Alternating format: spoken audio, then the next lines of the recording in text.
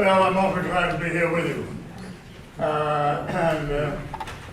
This seminar today on the global water crisis is, among other things, a birthday celebration for me and Mr. Tagore, put on by my friend and longtime associate, Dr. Rice Bihari Ghosh, and his volunteers. On behalf of Mr. Tagore and IBHB, Public Health, and the University of California, Berkeley, I would like to dedicate this year's seminar to two great Bengalis I admire very deeply: the great spiritual leader Swami Vivekananda, who brought the Vedanta to America, which was a spiritual enlightenment, and Bangabandhu Sheikh Mujibur Rahman, the founding father of Bangladesh, who gave his life for secular democracy. After discussion of the ecological crises we now face, I will speak about the vision of these men and how it can contribute to our search for solutions. We're here today at the 4th Annual Towns and Tagore Seminar to address a problem that affects all of us. Our plan was beset by an ecological crisis unprecedented in human history. A composite of interrelated crises we address individually in terms of climate change, the water crisis, deforestation, desertification, the collapse of biological diversity, the degradation through pollution of the air, water, and soil that constitute our biosphere, and the list goes on. But nature is a unity, and it is pointless to consider these problems in isolation. However, different people think about unity in different ways. In the West, unity serves as the ideal of scientific thought, and modern science is our quest for newer and more powerful expressions of nature as a unified system of laws which explain the coherence and interconnectedness of the world we appreciate. However, our science increasingly tells us that our ecological crises are the consequences of our species and a way of life that developed in the West more than 2 centuries ago. Nevertheless, despite all we have learned about nature, despite all that we've learned about nature, and more particularly our biosphere as an interconnected whole, and our own implication in the crisis, we make very few attempts to embrace, respect, and preserve the unity and integrity of our environment in our ethics and policy. We fail to live in harmony with nature, and we have gone astray. If we are to find solutions to our environmental crisis, we must think first about human nature. Specifically, we must find ways to effect its reconciliation with the natural unity that nurtured its evolution these billions of years. For this, I would like to turn to a work by Tagore entitled, quote, "The Relation of the Individual to the Universe," unquote. Tagore states that we separate ourselves from nature at our own risk. To quote Tagore, quote, "India knew that when we violently detach ourselves from the inexhaustible life of nature and become nearly man, not man in the universe, we create bewildering problems," unquote. Tagore goes on to state that attempts to solve the problems we so create, quote, "shut off the source of their solution," unquote. They're artificial, and such attempts bring, quote, "their own indeterminable difficulties." So where do we begin? Many stories begin with water. The book of Genesis begins with the breath of God on the waters of the deep. In the Karma Purana, between the ages of creation, Vishnu himself, the possibility of all future life, says to sleep upon this same water. Likewise, in the creation story of current evolutionary theory, the possibility of human life emerges 2.4 billion years ago when primitive aquatic organisms on the surface of an ancient ocean evolved chlorophyll and began to use the light of the sun to reduce the carbon dioxide atmosphere and liberate free oxygen. At that time, our Earth began to breathe for us, and set the course for evolutionary lineage that would bring forth Homo sapiens. As life proliferated, and much of the organic carbon that formed in the process was buried by geological processes and sequestered in the Earth as the coal, oil, and natural gas that is currently extracting to drive our economies.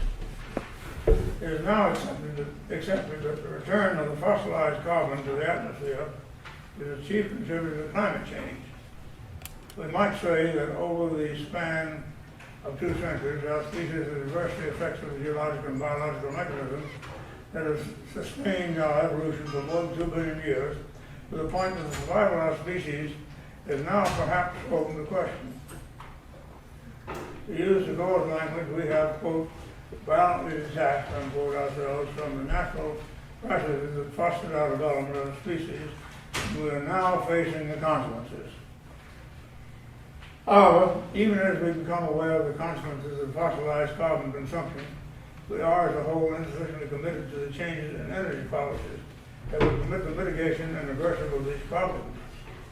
Now that we understand the origin of the water crisis is in as much as we are not united and committed to develop a solution, this crisis has become additionally a crisis of vision, or more accurately, an inability to turn vision into meaningful commitment and action. Now let's talk about science and the water crisis. As the water crisis emerges, clean water resources will become more important than hydrocarbon resources. Our advances in technology and understanding of nature are not always accompanied by the wisest users of technology. One of the causes of the water crisis is global warming, driven chiefly by the release of greenhouse gases over the past 200 years and compounded by continued deforestation. The hotter the world becomes and the less we conserve, the less water is available, especially in the deep aquifers that would be immune to these climatic variations. However, these resources too are being depleted. To release hydrocarbons through fracking, we are destroying a resource that is immeasurably more important for the survival of our species and an ecosystem that has provided our species the very possibilities of its evolution and a good and natural life. Proper use of technology is to improve human life with respect for the nature that makes it possible. It is very unlikely that our politicians or policymakers would destroy hydrocarbon resources to facilitate access to potable water, although the latter is immeasurably more important for our survival. However, the fact that the reversion of this scenario is so commonplace says as much about our misplaced priorities. Unwise use of emerging technologies or industrial practices including fracking, is not a use of technology in accordance with the Gore's vision or my own. It is not the best use of science or even a decent one to pursue profit at the expense of others' wealth and happiness. Abuse and overuse of water has resulted in depletion of groundwater, and also aquifers are damaged by toxic contamination from our thoughtless use of groundwater. The Himalayan mountains are one of the major sources of fresh water in the world.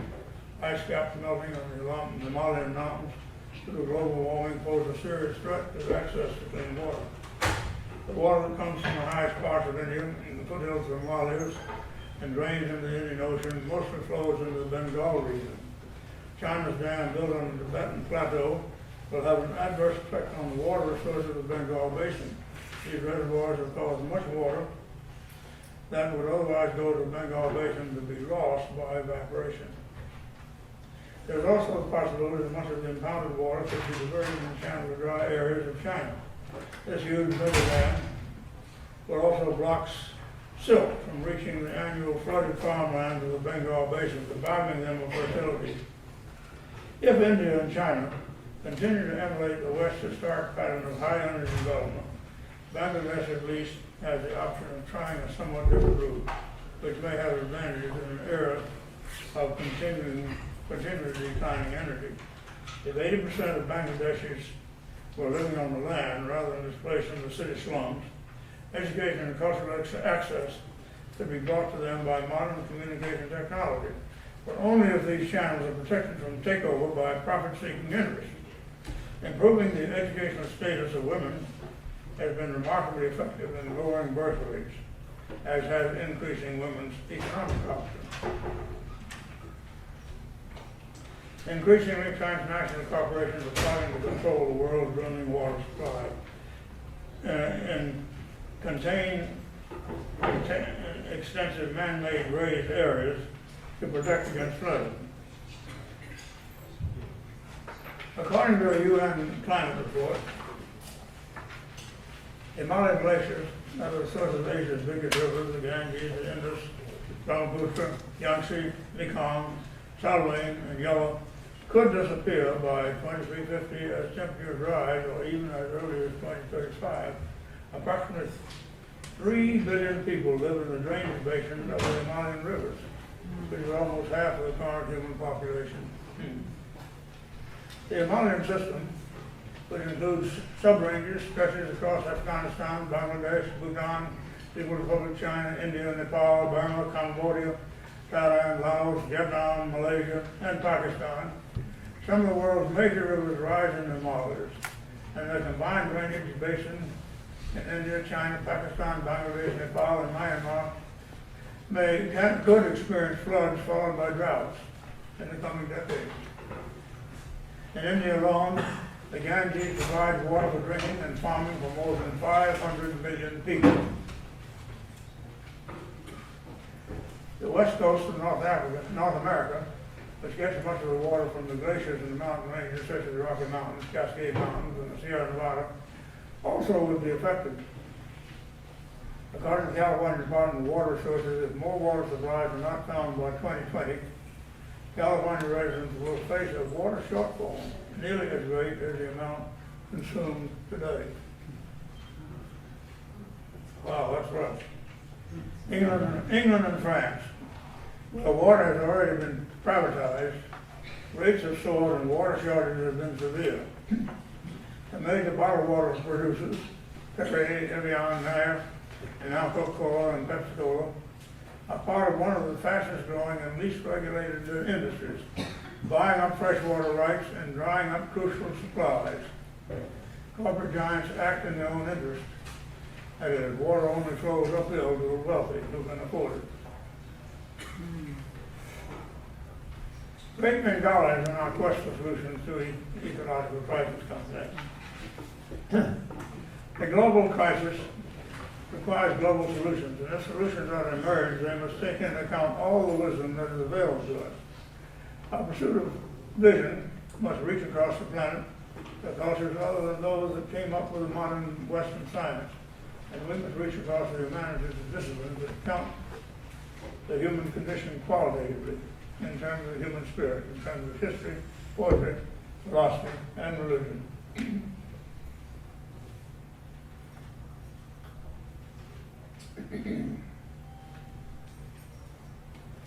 First, I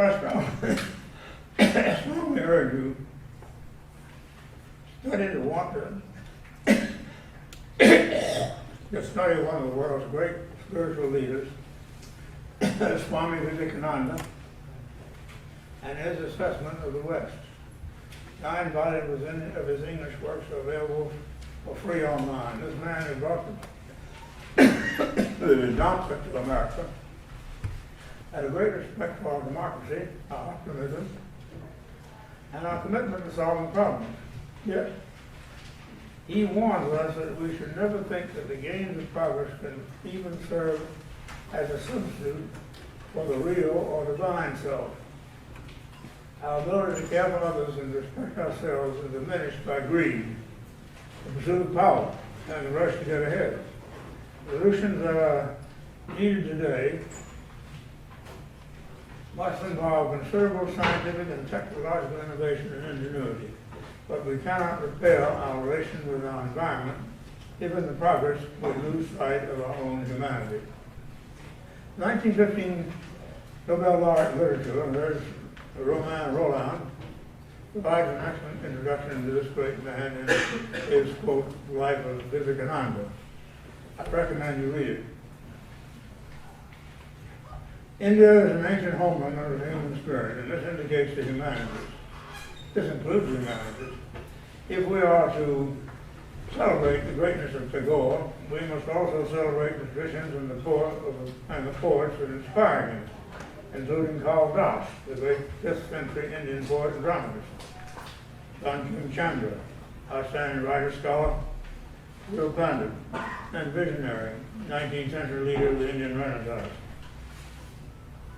Kani Nazrul Islam, the Bengali rebel poet, arrested and jailed by the British for sedition in the cause of Indian independence, at Kanji, the leader Subhash. Bose, the great freedom fighter of India, who significantly shaped the cause of Indian independence. Their call to action compared the British to leave India. Well, I now ask you to read the life history of Bangabandhu, Sheikh Mujibur Rahman, the founding father of Bangladesh, for his commitment to secularism and democracy, his exemplary sacrifice, and his forgiving of his enemies for the sake of peace and unity. Like Thomas Jefferson, Mujib is the father of a modern democracy and a role model for all of us. These are the people whom I admire. And I look to them for inspiration, but I look to people like them for solutions.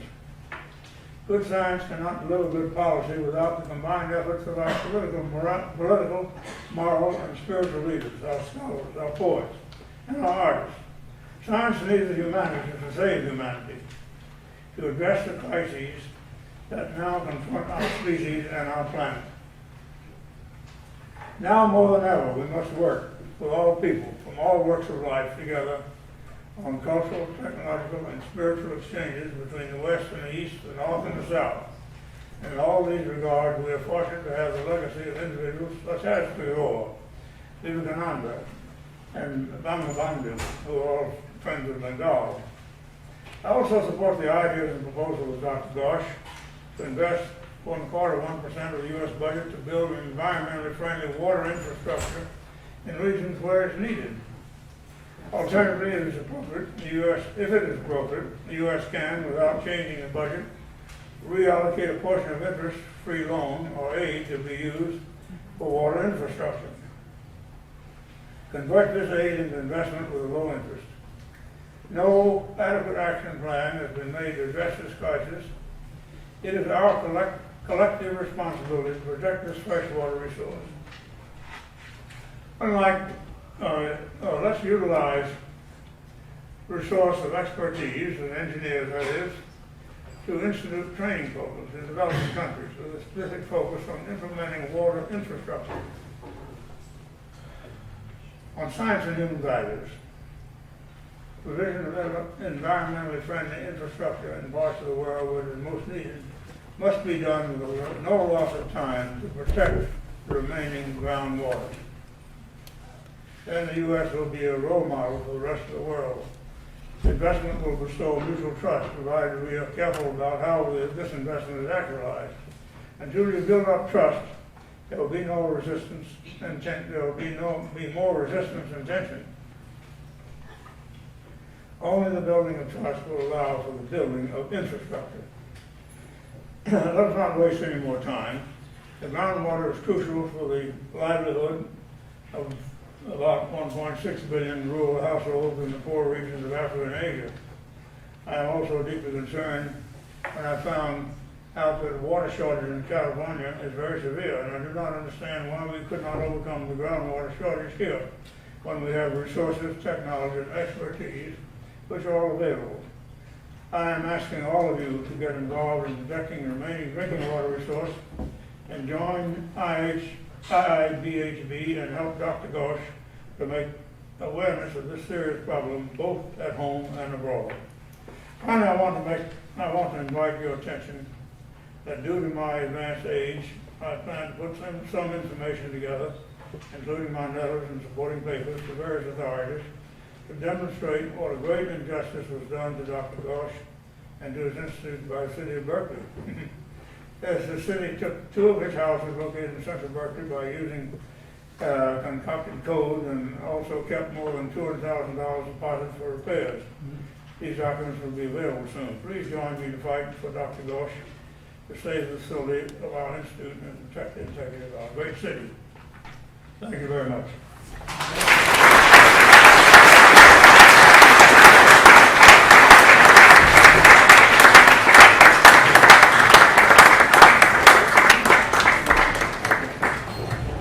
Thank you very much, Professor Towns.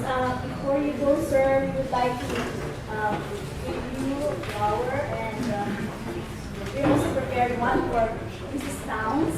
Oh.